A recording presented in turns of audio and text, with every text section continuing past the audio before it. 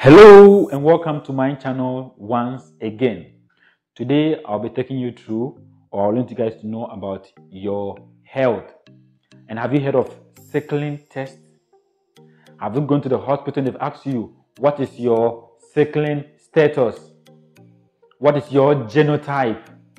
You've heard when you want to get married, they ask you of your sickling, whether you are AA, whether you are AS, whether you are SS, whether you are AC, and even CC. Maybe you might have heard it before, but you don't know what it is. They are very, very important things that you should know. I am AA. I don't know about you. So in today's video, I want to take us through everything about sickling. All right. So what then is a sickling test? So a sickling test is simply a test that is conducted to know the structure of your blood. So everybody's blood has what we call hemoglobin. And this hemoglobin can be hemoglobin A, hemoglobin F, hemoglobin C, and even hemoglobin what? S. When you are a child or when you're a baby, normally you have hemoglobin what? F.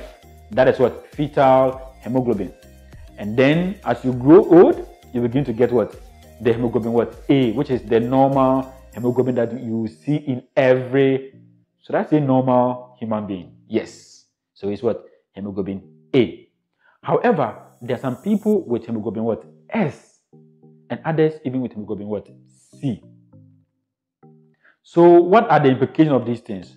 So normally, with the people with hemoglobin A, their red blood cells or their blood is in the shape of a curve. Normally we call it the biconcave shape, or that is how it is. It's like a curve. All right. Now, if you have hemoglobin S, your shape or the shape of the red blood cells is sickle.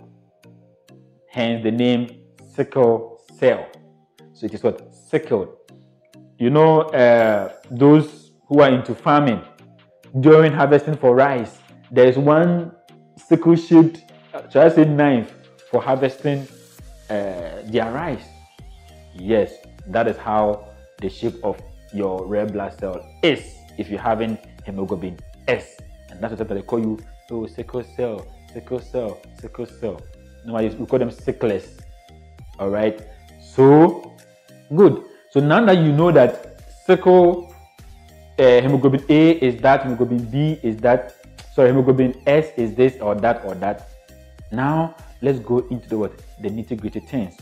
Now, what happens or how you get this hemoglobin S is that there is a structure in your hemoglobin, okay, the genetic makeup of your cell that interchange. Hence, you get the what? The hemoglobin S. But the question is, how does one get it? Fine. Let's my mother is having it. Does that mean that I must also have it? And the probability is that yes, it's possible, but not everybody will get it. So this is how it is. So normally you can only get the hemoglobin S when it is what? Transferred to you. It is transferred to you. How do I mean by that? So normally, as a normal human being, you get part of your makeup from your dad and the other part from your what? From your mom to become you. So they say, hey, you look like your mother. You look like your father. Exactly.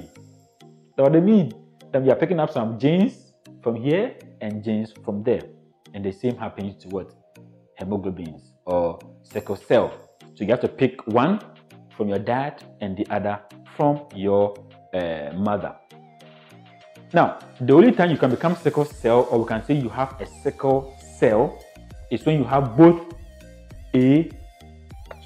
from your mom and then from your dad. Then we say you have sickle cell. But in case your mom gives it to you and your dad didn't give it to you, we say you are what? A carrier. And you will not be presenting the typical symptoms like the person with SS will present.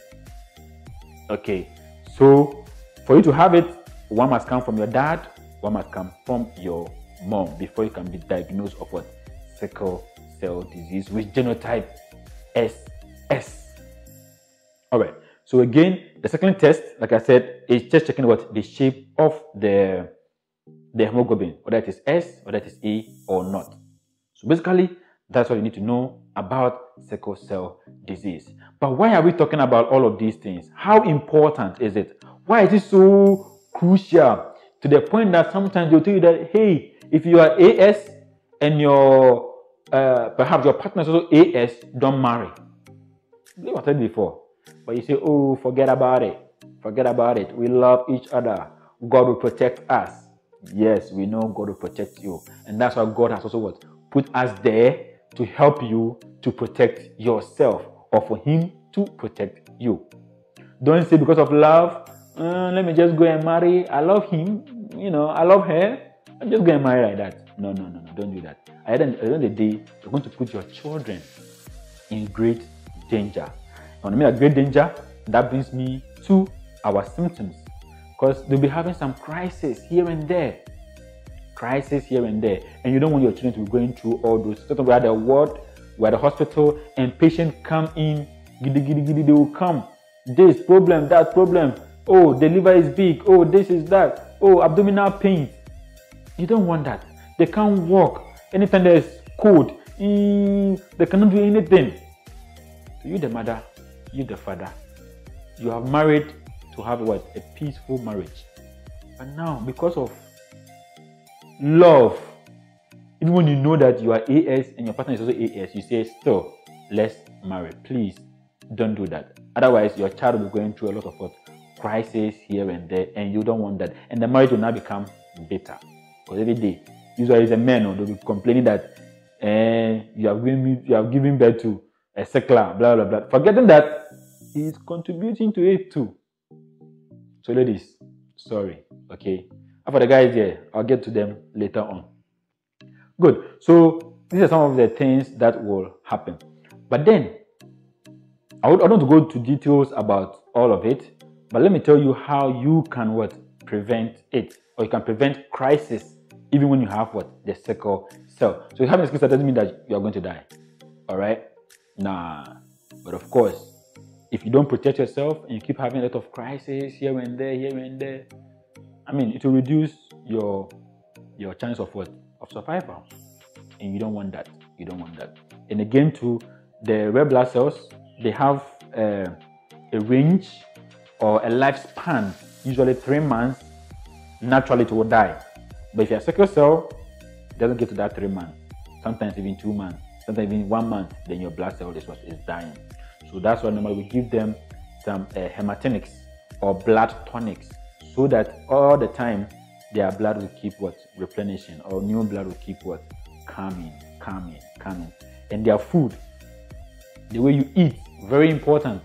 Very, very, very, very, very important. You don't eat processed food a lot. Some of you like Indomie. I beg you, Baba God, I beg them, please stop eating Indomie. It won't help you.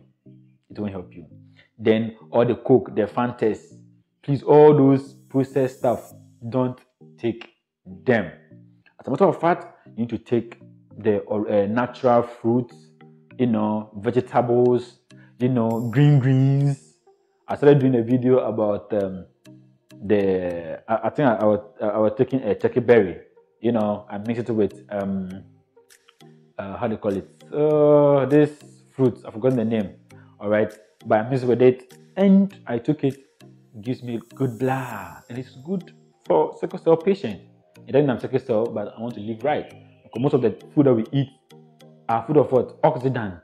So you need antioxidants to counteract it.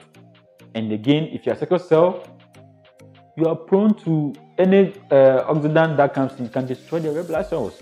So you don't want that to happen. That's why you need to eat well. Now, if you want more about the food, the kind of thing to eat, and this, let me know in the comment section. Then I'll prepare a very nice video, okay, for you, so you can get to know the kind of food that you need to eat. And if you have any question regarding sickle cell, maybe I missed some things out because it's a production, all right? Just let me know, so that I will take my time and go through it for you. But for now, I think this is where I will be ending, and I hope you enjoyed yourself. So again, the take-home information. 1, sickle cell is trying to tell you if there is a different shape in your blood or not. Okay. And having sickle cell doesn't mean that you are dying. Third, sickle cell is gotten from both parents, so mother and father. So it's not one parent that gives the sickle cell. If one parent gives it, we call it what? A carrier. So this is take-home information. Please protect yourself and let's live longer. Peace out.